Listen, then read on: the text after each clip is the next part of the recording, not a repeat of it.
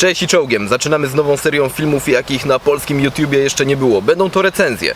Powiecie, że recenzje są na innych kanałach outdoorowych. Oczywiście, ale czy znajdziecie tam recenzje produktów, które były testowane przez minimum rok? No właśnie. O tym będzie ta seria. Będą pojawiać się produkty ze sklepu Milworld, ale warunek jest jeden.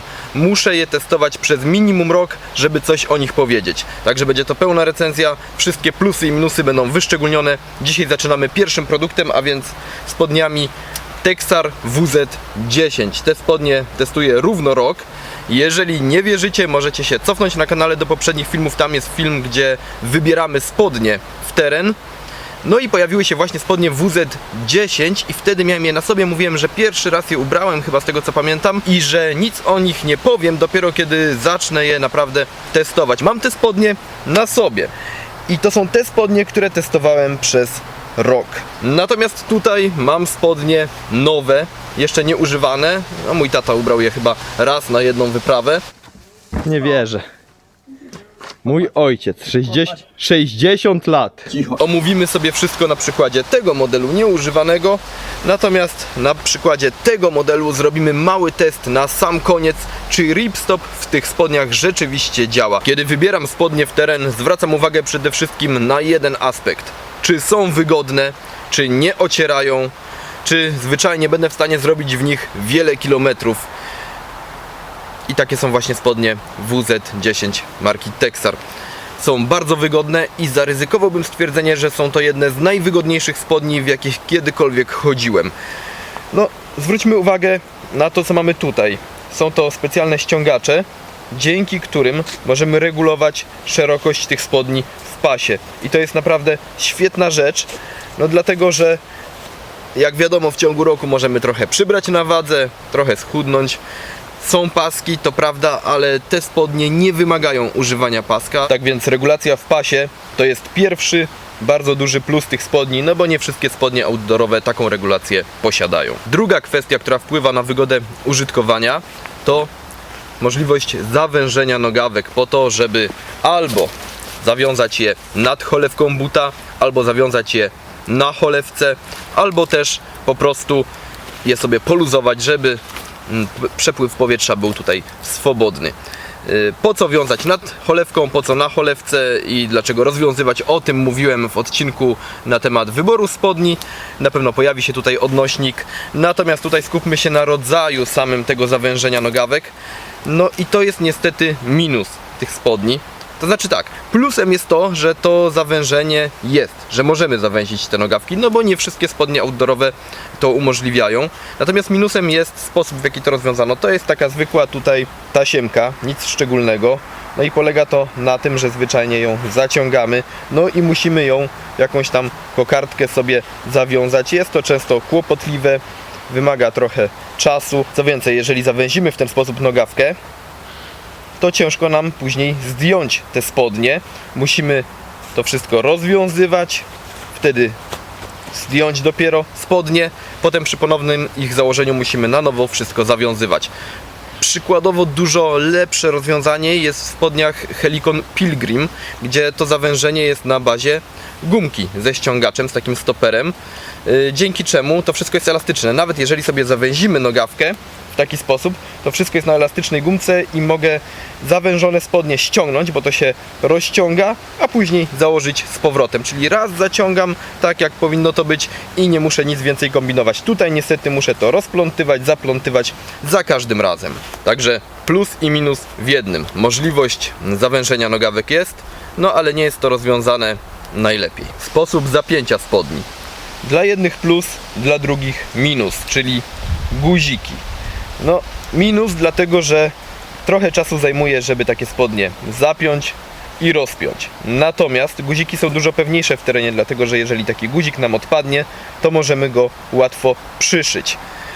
Z drugiej strony, jeżeli tutaj byłby zamek, no to owszem, szybciej byśmy mogli rozpiąć takie spodnie, szybciej zapiąć, natomiast jeżeli zamek się rozwali w terenie, no to niewiele możemy z tym zrobić. Kolejna bardzo ważna rzecz w spodniach outdoorowych, czyli wzmocnienia. Tutaj są wszędzie tam, gdzie być powinny. Czyli po pierwsze, na siedzeniu jest materiał wzmocniony. Tam gdzie najczęściej się przeciera, czyli właśnie, no tak jak teraz siedzę, jeżeli nie miałbym tego poddupnika tutaj, no to jest ryzyko, że te spodnie po jakimś czasie się przetrą. Po drugie, kolana. Często klęczymy chociażby podczas rozpalania ognia czy innych prac obozowych. Kolana również są wzmocnione. Jest to podwójny materiał w splocie ripstop. Dodatkowo mamy tutaj kieszeń i możliwość umieszczenia dodatkowego ochraniacza. Także dwie warstwy materiału ripstop plus jeszcze dodatkowo możliwość umieszczenia tutaj ochraniacza na kolana. Dla mnie osobiście najważniejszym wzmocnieniem w spodniach jest wzmocnienie w kroku. I tutaj mamy podwójny materiał ripstop również. I to nie jest takie częste w spodniach outdoorowych.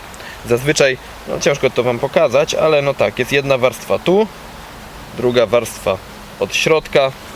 Są dwie warstwy materiału ripstop, także spodnie są odporne na przetarcia w kroku. Nawet jeżeli jedna warstwa się przetrze, mamy jeszcze drugą.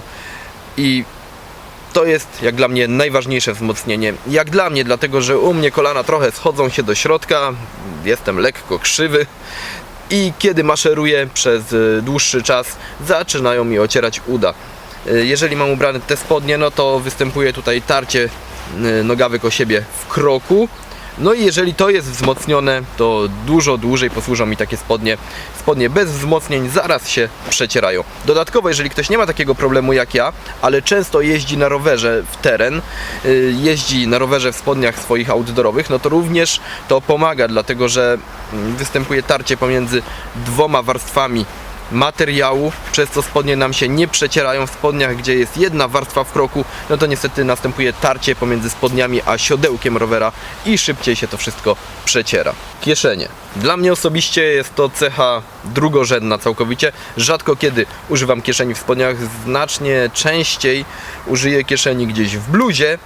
Dlatego, że jeżeli coś umieszczę w spodniach, zazwyczaj gdzieś mi ciąży, obciera o nogi i to niezależnie od tego, jakich spodni używam. Natomiast co zauważyłem w tych spodniach Texar WZ10, to to, że te kieszenie są naprawdę bardzo mało uciążliwe. Kieszeni z tyłu nie używałem, no ale są dwie kieszenie z tyłu. Są też kieszenie tutaj z przodu, a raczej z boku, albo jak kto woli, z bokoprzodu. Tak lekko pod kątem umieszczone i są to kieszenie dosyć przestronne, ale bez przesady. Często można się spotkać w takich spodniach typowo wojskowych, że te kieszenie są bardzo, bardzo głębokie i sięgają prawie do kolan. Jeżeli tak jest, no to wtedy zaczyna to wszystko, co umieścimy w kieszeniach, obcierać nam o kolana. Marsz staje się niemożliwy. Natomiast w tych spodniach te kieszenie są obszerne, ale nie są zbyt głębokie. Zresztą widzimy to dokładnie tutaj, że ta kieszeń, teraz mi trochę te spodnie opadły, więc jak je podciągnę tak jak być powinny, to będzie to jeszcze lepiej wyglądało. Ta kieszeń kończy się gdzieś tutaj, natomiast kolano jest dopiero tu. W wielu spodniach takich outdoorowych niestety, ale te kieszenie sięgają prawie że do kolan, następuje tutaj tarcie, marsz jest niemożliwy. Tutaj kieszenie są obszerne, ale nie są zbyt głębokie, także możemy umieścić tutaj sporo rzeczy, jednocześnie, no chociażby latarkę, tak żeby mieć ją pod ręką, kompas, a jednocześnie nie utrudnia to marszu. Kieszenie na guziki, co może być dosyć uciążliwe, wolałbym co prawda na rzep, żeby po prostu otworzyć kieszeń, zapiąć i tyle, no a tutaj niestety trzeba się trochę pobawić z tymi guzikami. Pozostaje kwestia materiału, z jakiego spodnie są wykonane. Jest to mieszanka bawełny i poliestru. Spodnie dobrze oddychają. W lecie może być w nich trochę ciepło, natomiast używałem modeli, w których w lecie jest znacznie cieplej, także tutaj naprawdę złego słowa nie mogę o tych spodniach powiedzieć, chociaż mogłyby mieć jakieś panele wentylacyjne, no ale w tej cenie, umówmy się, nie można mieć wszystkiego. Naprawdę uważam, że te spodnie, jeżeli brać pod uwagę ich cenę, są najlepszym możliwym wyborem. Jeżeli miałbym wybrać spodnie jak najtańsze, które będą w tym właśnie segmencie cenowym jak najlepsze, to wybrałbym właśnie spodnie WZ10 marki Texar. Świetne spodnie, sporo w nich schodziłem, mogę śmiało polecić. Natomiast na koniec, tak jak mówiłem, zrobimy jeszcze mały test, bo sam jestem ciekaw odporności tych spodni, tej mieszanki bawełny z poliestrem wzmocnionej splotem ripstop. Czy ten splot ripstop rzeczywiście działa?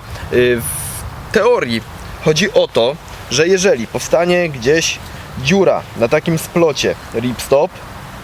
Jak widzicie, to jest taki wzorek jakby kratki. Jeżeli powstanie gdzieś tutaj dziura i zacznie się pruć materiał, no to wszystko zatrzyma się na najbliższym skrzyżowaniu takiej kratki. Nie wiem, czy jest to dobrze widoczne na kamerze.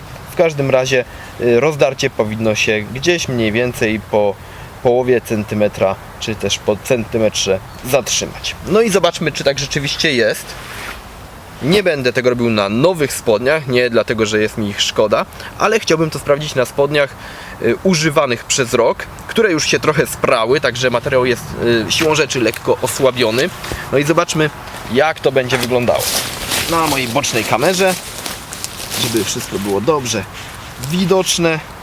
Nóż ze znanej sieci sklepów bardzo, której tutaj nie będę reklamował, chociaż czemu by nie.